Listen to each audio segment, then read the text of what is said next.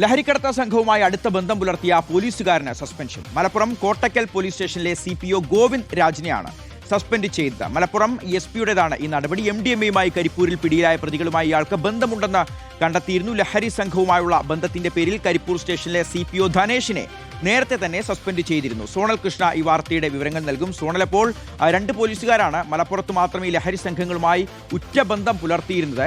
അപ്പോൾ എന്താണ് ഈ സേനയ്ക്കുള്ളിലെ ഒരു അഭിപ്രായം? എന്താണെങ്കിലും പോലീസ് സേനയ്ക്കാകെ ഇവർ നാണക്കേടാണ് എന്നുള്ള കാര്യത്തിൽ സംശയമില്ല. ഈ കൂട്ടർ സർവീസിൽ തന്നെ ഉണ്ടാവാനും പാടില്ല. ഇവരെ എത്രയും വേഗം പുറത്താക്കേണ്ടതുമാണ്. കർശന നടപടി ഉണ്ടാവുകയും വേണം. അപ്പോൾ ഈ പോലീസുകാർക്ക് കൂടുതൽ ലഹരി സംഘങ്ങളുമായിട്ട് ബന്ധമുണ്ട്, അങ്ങനെയും സംശയമുണ്ടോ?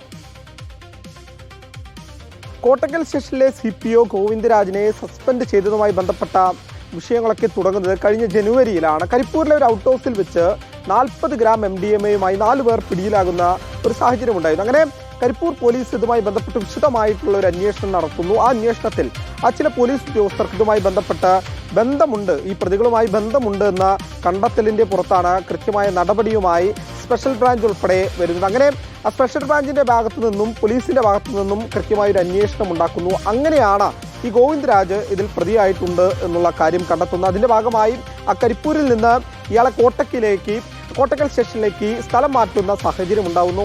ഏറ്റവും ഒടുവിൽ ഇയാൾ കുറ്റക്കാരനാണെന്ന് കണ്ടെത്തിയതിനെ തുടർന്നാണ് നിലവിൽ മലപ്പുറം ജില്ലാ പോലീസ് മേധാവി തന്നെ ഇയാളെ സസ്പെൻഡ് ചെയ്യുന്ന സാഹചര്യം ഉണ്ടായിട്ടുള്ളത്. എന്തായാലും കൂടുതൽ നടപടികൾ ഇതുമായി ബന്ധപ്പെട്ടുണ്ടാകും എന്നുള്ളതാണ് അറിയിച്ചിട്ടുള്ളത്. എന്തായാലും കരിപ്പൂർ വഴി ഇത്തരത്തിലുള്ള ലഹരി ഇടപാടുകൾ ഇതിനു മുമ്പും നടന്നിട്ടുണ്ട്. നമ്മൾ നിരവധി വാർത്തകളൊക്കെ കണ്ടിട്ടുള്ളതുമാണ്. അത്തരം കേസുമായി ഒക്കെ ഇത്തരം ഈ ഉദ്യോഗസ്ഥന് ബന്ധമുണ്ടോ എന്നുള്ളത് ഉൾപ്പെടെ പരിശോധിക്കുന്ന സാഹചര്യം ഉണ്ടായിട്ടുണ്ട്. എന്നാലും ഇതിൽ ഏറ്റവും പ്രധാനമായി പറയേണ്ടത് സ്പെഷ്യൽ ബ്രാഞ്ച് DYSP ആയിട്ടുള്ള വ്യക്തിയും അതേപോലെ തന്നെ കൊണ്ടോട്ടി ASP-യുടെയും നടത്തിയ അന്വേഷണത്തെ തന്നെയാണ്.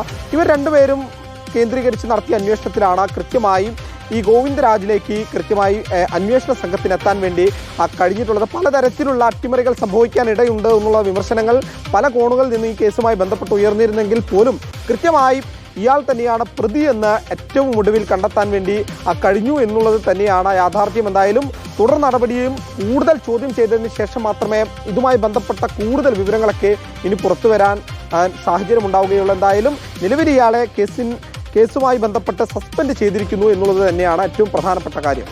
ശരി സോണൽ, അപ്പോൾ ലഹരിക്കടത്ത സംഘങ്ങൾക്ക് എല്ലാ സഹായങ്ങളും ചെയ്തു കൊടുക്കുന്നത് പോലീസ് സേനയ്ക്കുള്ളിൽ തന്നെയുള്ള ചില കാക്കിയിട്ട ആളുകളാണ്. ഇപ്പോൾ നിലവിൽ സസ്പെൻഷൻ മാത്രമാണ് സംഭവിച്ചിരിക്കുന്നത്. കൂടുതൽ നടപടികൾ ഉണ്ടാവേണ്ടതുണ്ട്. നമ്മുടെ പുതിയ ആഭ്യന്തരമന്ത്രി രമേശ് ചെന്നിത്തല ഇത്തരത്തിലുള്ള വിഷയങ്ങളിലൊക്കെ ഇത്തരത്തിലുള്ള പുഴുക്കുത്തുകളെ എടുത്ത് പുറത്ത് കളയുന്നതിനുള്ള നടപടികളൊക്കെ സ്വീകരിക്കുമെന്ന് തന്നെ നമുക്ക് ഉറപ്പായും